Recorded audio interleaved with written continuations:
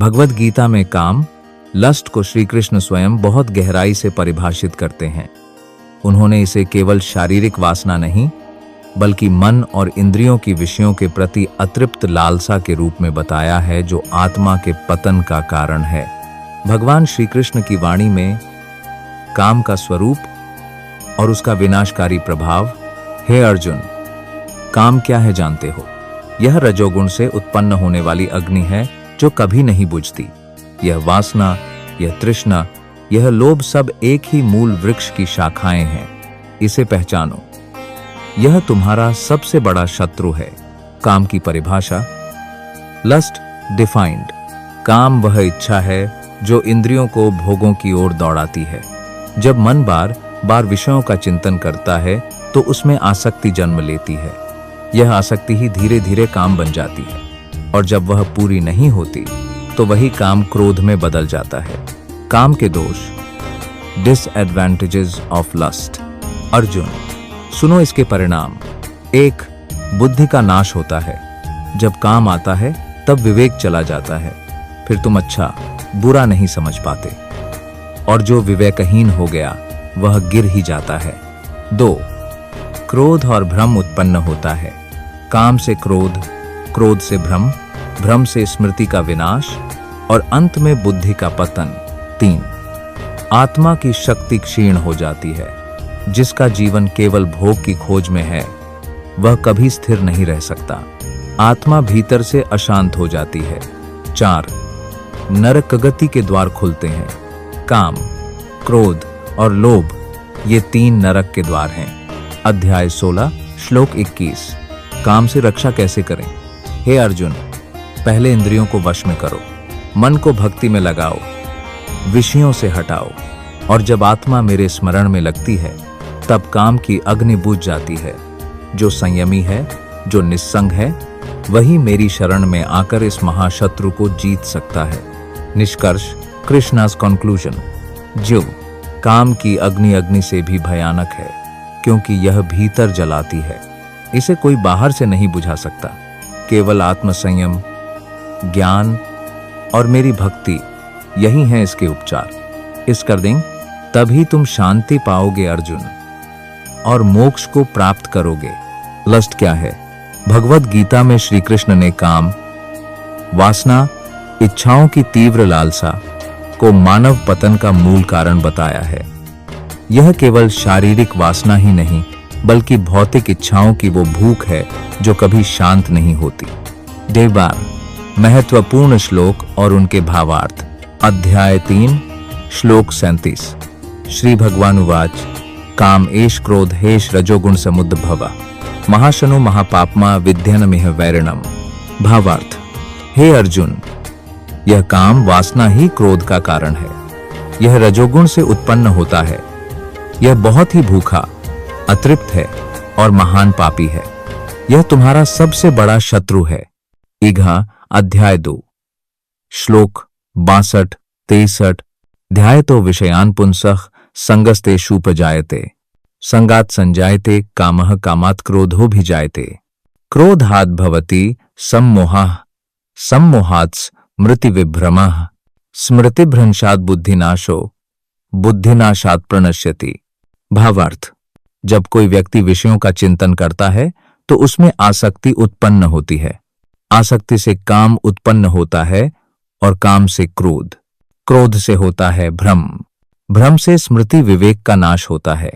स्मृति नष्ट हो जाए तो बुद्धि नष्ट होती है, और जब बुद्धि नष्ट होती है तब व्यक्ति का पूर्ण पतन हो जाता है। 1. कथावाचक। भक्ति कथा शैली। ये मृदंग की धीमी थाप और कृष्ण की कोमल गंभीर वाणी। सुनो हे मानव, सुनो अर्जुन की तरह। जब वासना की अग्नि भड़कती है तब आत्मा जलने लगती है। काम जो तुम्हारे मन की सबसे गुप्त गुफाओं में छिपा बैठा है, वह चुपचाप तुम्हारे ज्ञान का दीपक बुझा देता है। डर जाओ, कभी वह मोह का रूप ले लेता है, कभी प्रेम का छलावा बन जाता है, पर अंत में वह तुम्हें सत्य से दूर कर देता है। क्रोध में बदल जाता है वह काम, और फिर क्रोध से तुम्हारी बुद्धि नष्ट हो जाती है। अरे हे अर्जुन, जानो इसे, यह तुम्हारा सबसे बड़ा शत्रु है।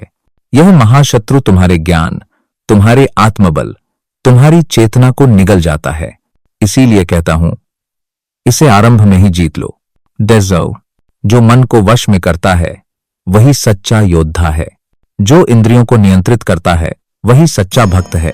और जो मेरे में लीन हो जाता है उसके भीतर काम, क्रोध, लोभ सब जलकर राख हो जाते हैं। यह धीमा संगीत हरे कृष्ण जप की मधुर ध्वनि में वासना से नहीं, भक्ति से प्रेम करो।